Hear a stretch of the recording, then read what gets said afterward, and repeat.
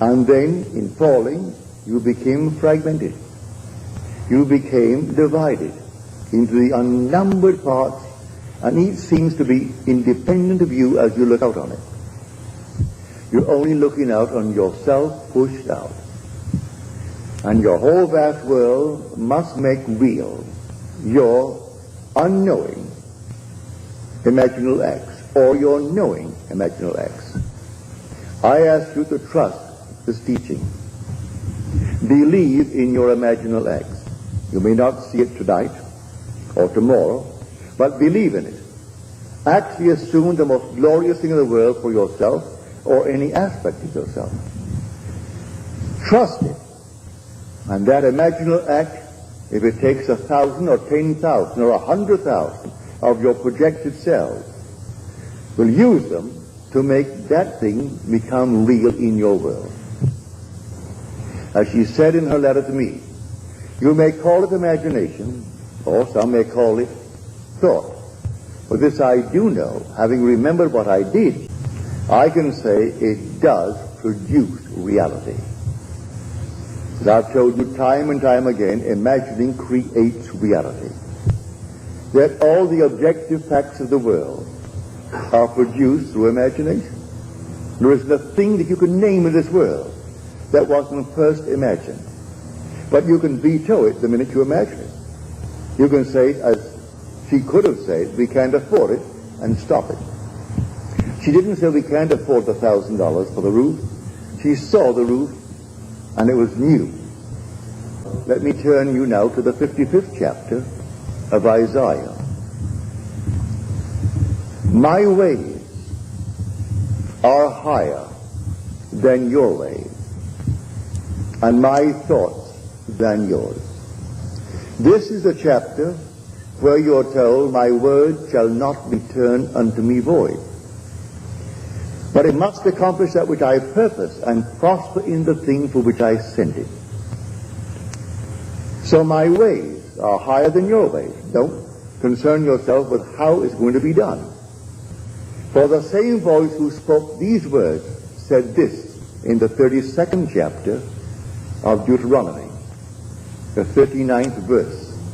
I, even I, am He. I kill, I make alive. I wound, I heal. I do all these things, and none can deliver out of my hand. He's playing all the parts. For the Spirit of God and the human imagination are one. And there is nothing but God. All things were made by Him, and without Him was not anything made that was made. And so if all things are made by Him, is there a so-called hero in the world? He's playing that part. A coward? He's playing that part. He's playing every part in the world, and it all adds up to produce the unseen imaginal acts of men. So you are alone, and you think no one sees me, and this means nothing. It's only my imagination. And you carry on your lovely imaginal act. And so that's it. Not knowing that you're actually producing tomorrow's effects in this world. And when it comes into the world, that natural effect has an unseen, invisible, imaginal act as cause, and not a natural cause. A natural cause only seen. It is a delusion. Delusion of what? Of your fading memory. You don't remember when you did it. So when confronted with your own harvest, you can't quite believe it. There is nothing but God. God only acts and is in existing beings or men. Now let me find that actor, because God only acts, and He is in all existing beings or men. Well, I'm a man. I've got to find that actor. For the thing that I see reflected in the mirror when I shave in the morning is a mask. That's persona. Now, who is wearing that mask? I answer, if you say, Neville, I turn around and I say, yes, here I am. But who is the being that is there? I am. That's my real name. But the mask is called Neville. But I will say, I am Neville. So the wearer of the mask called Neville responds. That being in that mask, behind that mask that no one sees, is God. And now the whole vast Christendom will celebrate this victory of God, that he actually died, literally died. But God's first attribute is mercy. And God turned death into sleep. And then rose the sexes to work and to weep. And so all the sexes rose as masks. When God died, he buried himself in humanity and died. And then his first attribute, mercy, turned it into sleep. That's what Blake meant when he said eternity exists. And all things in eternity independent of creation, which was an act of mercy. That was the merciful act, to turn death into sleep. And God is dreaming this dream. One day he will awake. And when he awakes, he resurrects. And then he gathers into his own being all his scattered beings. So all are gathered together. When I depart this time, may I tell you, I am taking everything in the universe with me. And when I am lifted up,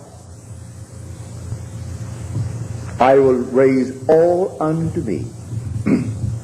Read it in the 12th chapter of John.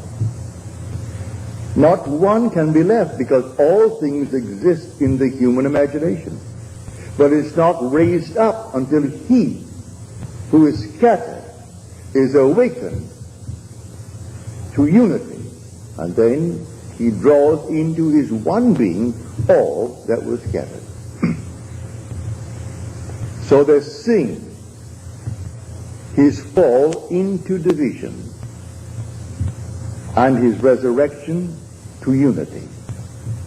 His fall into the generation of decay and death, and his regeneration into the generation or the resurrection from the dead. So when he actually is raised from the dead, he gathers all into his own being. And they're all with him. No matter where he goes, he has his whole vast world raised up, hasn't left one behind him. But everyone shattered in the world will have a reproduction of that drama within themselves. So what is now being dramatized as a memorial this week, for this is really a memorial. This is simply a great memory, a remembrance of what God has already accomplished. And so they're perpetuating it through Good Friday, then comes the burial on Saturday, then comes the resurrection on Sunday. But the whole thing is done. It's all done. Only to be repeated in the individual, and then the individual, who is a semen scattered, becomes the unit, and he draws his vast world unto himself, and he is resurrected. So the one becomes the many, and then the many become the one. So whenever one is raised, he takes his whole vast world with him, even though it seems to be left behind. And every aspect that it seemingly is behind becomes the unit, and then it raises up. So one must be all. That is the story of the Christian mystery. One must be all. So the first cry on the cross, Father, forgive them. They know not what they do.